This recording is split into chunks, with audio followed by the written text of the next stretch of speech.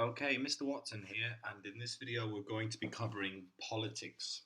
Okay, so while Pierre de Coubertin had set out with this mission that sport was going to bring peace, linking back to um, the Franco-Prussian War, and he's like, sport can be the vehicle to bring peace between countries, etc. Okay, so obviously he had these bold aims of what the Olympic movement was going to achieve. Okay, um, but the reality is, the Olympic Games has come with an intersection of politics being present at the games. So we're just going to take some time in this video to go through some of the key events that have happened, dates you'll need to know for the exam, with the key points about what went on. If you're interested in any of the events that I described today, you will find more detailed videos out there. But this is just going to cover the key dates and the key things you need to know. Okay, so I've already covered how the Olympics started all the way up to that Swedish masterpiece in my As a Social Force video. So we're going to go straight in and start at Berlin 1936, so also known as Hitler's Games. And Hitler used these games to promote his ideology, his nationalism. He used the Olympic Games to promote Nazi propaganda, to show the world how he rebuilt Germany after World War. But he also did it to show the superiority of what he believed to be the Aryan race. So there's a very key graphic photograph where the Olympic torch, that symbol of peace, harmony, the Olympic movement's being carried into the stadium, and it's surrounded by images of Nazi propaganda. Okay. What also happened at this games there was Jesse Owens. Okay, someone you'll need to know for the exam. He worked within the Olympic ideals, what the Olympic was supposed to achieve. Athletes of different cultures, race, religions competing against each other in the beauty of sport. And he won 4 gold medals at the game because he was a supreme talent. However, Hitler publicly refused to acknowledge his achievements. Okay, highlighting again someone who's trying to work in with the Olympic ideals, but Hitler's main aim of these games was to highlight his own agenda. You'll also need to know about a boycott that happened at this Olympics. Like, this Jesse Owens story is the key one. However, Ireland at the time boycotted because the IOC had said they were restricted to only the Free State of Ireland when selecting their team, but Ireland wanted to select from the whole of the country. Okay, so moving on to our next event, and it's Melbourne in 1956. And this is the story of a water polo match. Hungary and the Soviet Union were due to meet in the semi-finals, but tensions were already high as 2 months beforehand, in Hungary fighting for its independence and highlighting they didn't want to be under the control of the Soviet Union. The Soviet Union had tanks roll through Budapest, and whilst that happened, Hungarian citizens were killed. Okay, so as you can imagine, this game meant a lot more. And with water polo, it's a high contact sport. There's pushing and shoving, and that led into some fighting, some punches, and a lot of blood entering the pool. So the game was actually abandoned mid-game, but Hungary were winning the game, which is pleasing. Okay. Also, boycotts at this Olympics because of the aggression of Hungary by the Soviet Union. Netherlands, Spain, and Switzerland boycotted the games. There are also a few others there, but we'll just keep it to some key moments at each game. Moving on to Mexico 1968. Just to give you a background story, previously, 8 years earlier, in 1960, South Africa were banned from the Olympics by the IOC for their apartheid policies. Okay, this was the segregation of white and black people.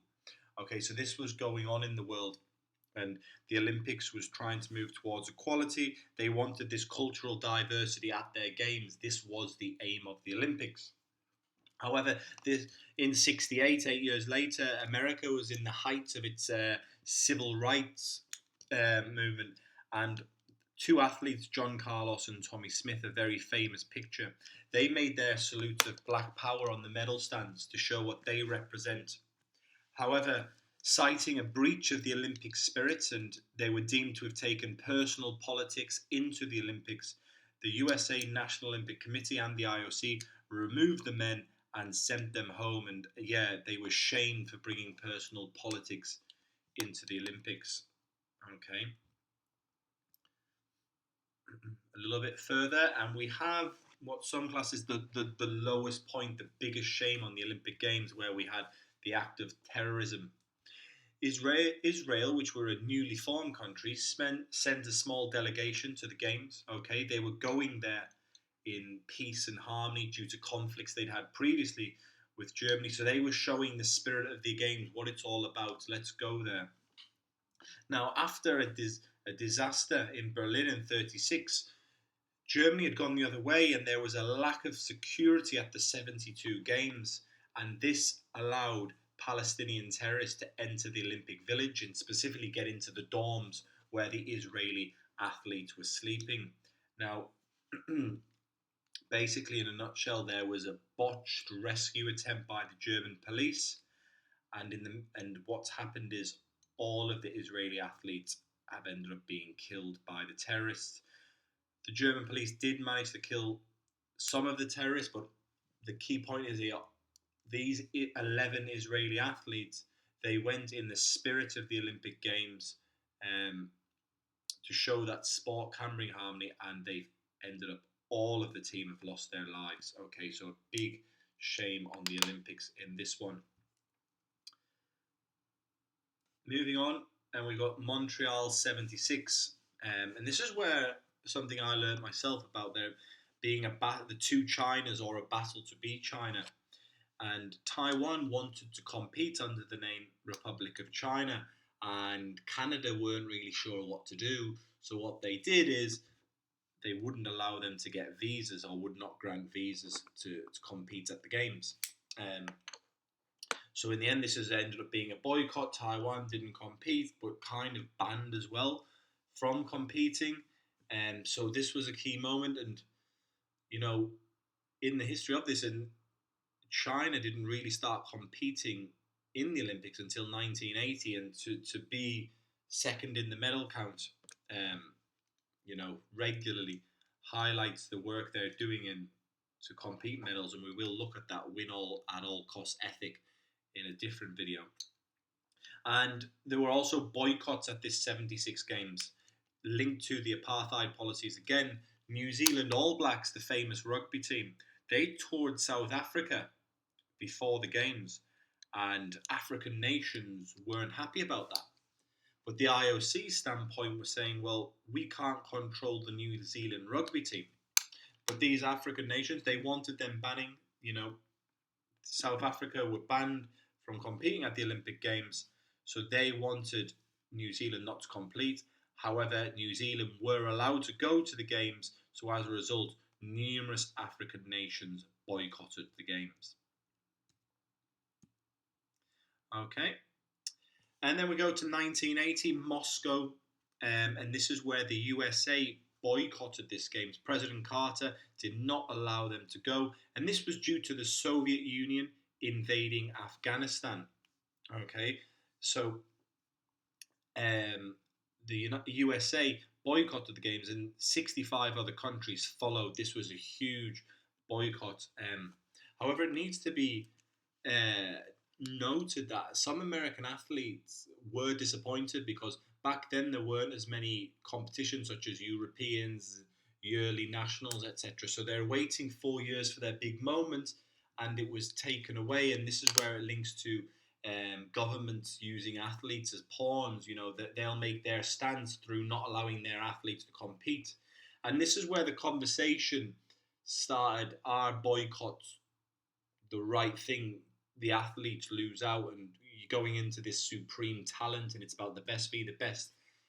It still is. Governments are using, whether right or wrong, the athletes are missing out, and this is not what the Olympics are supposed to represent, i.e. no politics. And then 4 years later, in Los Angeles, the Soviet Union basically returned the favour. They retaliated, they boycotted these games, and other countries boycotted too, allies of the Soviet Union, as they were worried about this anti-Soviet Union environment, so they were worried and did not go either. Okay, so these are some of the key events and mainly linking to some boycotts. Okay, like I said, if you're looking for more detail, there are some fantastic documentaries about all of this. Okay, so just going to finish up with a few other slides. How can we stop terrorism at the Olympics? Okay, understanding the likeliness of it occurring, you need to understand that terrorists are going to target events like this because they'll get their publicity. Okay, that's what they'll get. They're more likely to target events like this, World Cup, music concerts, because of the publicity they will get. So understanding that it's likelier to occur at a big event will help prepare better. How can we prepare better? High levels of security. And I think, again, we'll talk about this in another video. This led to the spiral of extravagance, okay, because 76 games in Montreal, they were in debt for 30 years because the security bill alone nearly covered what they bid to host the Olympics. And that was because of obviously Munich 4 years earlier. So high levels of security in all facilities, including the Olympic Village. More funding will allow more security and general policing of the host city. So more private funding or more contributions from the IOC, etc., will help prevent terrorism. Technology is fantastic these days, so facial recognition, more cameras, fingerprints at the airport. Technology is progressing and progressing, so using this to our advantage and trying to prevent terrorism. And then finally, assistance from other nations. A lot of countries have a lot of information, intel, if you like, and highlighting concerns that they have about others will help understand what likely could happen. Is there a situation that is likely to occur? So collaboration and assistance from other nations will help prevent this. Okay? How can politics be removed from the Olympics? Now, this is a tough one because, like doping, there's always going to be someone unhappy with something. Okay, but it is important, and again, linking back to my video on the role of the IOC, as the overarching authority of the Olympics, it is their job to ensure this is going to happen, or you're going to keep getting less cities bidding and less countries wanting to attend. So going back to athletes competing as individuals, an idea from the ancient Olympic Games. Okay, I'm not saying these are answers what could be done. They'll also have their pros and cons. Okay, removal of team sports. Okay, team sports bring about gamesmanship and other things like that. It highlights wealth of countries when you're sending dream teams to the Olympics, which goes against the old amateur ideal. But then professionals bring more spectators, so there's things there. Removal of national flags, removal of national uniforms, removal of national anthems, or instead use an Olympic anthem. A permanent host site, okay, so you can't promote the wealth of your country, or you don't promote your own ideology or your own agenda through nationalism, okay.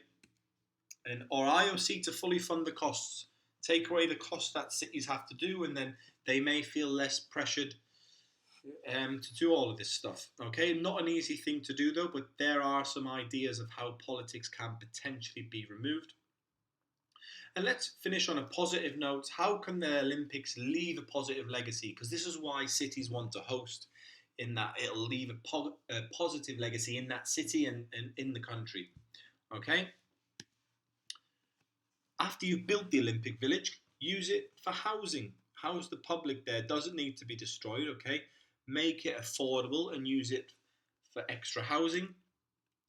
Jobs can be created in the building of these facilities, such as the Olympic Stadium, the Olympic Village, the infrastructures you're going to have to put in place with the roadworks and the travel, and the demands for that extra lane from the IOC, that they have their own lane that they travel around in. It creates jobs for the local people. An increase in sport participation. If you do host the Olympic Games, you might inspire a nation. An increase in sport participation. It's the most watched sporting event in the world, so it's a lot of eyes and it can inspire a lot to be more active. An increase in facilities. If you put the facilities to good use and you have a future idea for them, you'll have some world-class sporting facilities which will link to that increase in sport participation. Increase in jobs, because you'll need someone to run these places after the Olympics as well. Disability awareness, again, another video we'll have on the Paralympic Games, but the Paralympics is fantastic for realising the potential of these disabled athletes. It's fantastic, and it can also question them international federations or them local sporting federations. Are we doing enough to support athletes, disabled athletes in the community? Bring the nation together, that feel-good factor. We're hosting the Olympics, in Seoul in the Winter Games. I remember reading a quote after they'd won it, in Korea, in Pyeongchang, that they were dancing on the streets that they'd won the bid. They were really happy to have people coming into their country so they can show, and their city, what they're all about. Momentum to continue of economic growth after the Olympics, so more tourism, more money coming into the city, more visitors, etc. Barcelona, a good example, after their Olympics in '92, Barcelona was then voted in a lot of magazines as top 3 cities to visit in Europe. So their tourism went up after the games. And an educational program, okay? This is what it's all about. The more you educate the youth, the up-and-coming youth, in inspiring them to have more participation in sport, okay, more awareness of disabilities, more awareness of cultures mixing together, that will help less problems in the future Olympic Games. A big educational program, and that will leave a positive legacy. Okay, and if you want to read more, we've got a link there to the PDF, the official PDF. I've just tried to break it down a little bit. So, okay, that's a video covering the intersection between politics and the Olympic Games, and covering some ideas how we could potentially stop terrorism and politics being at the Games. Okay, thank you.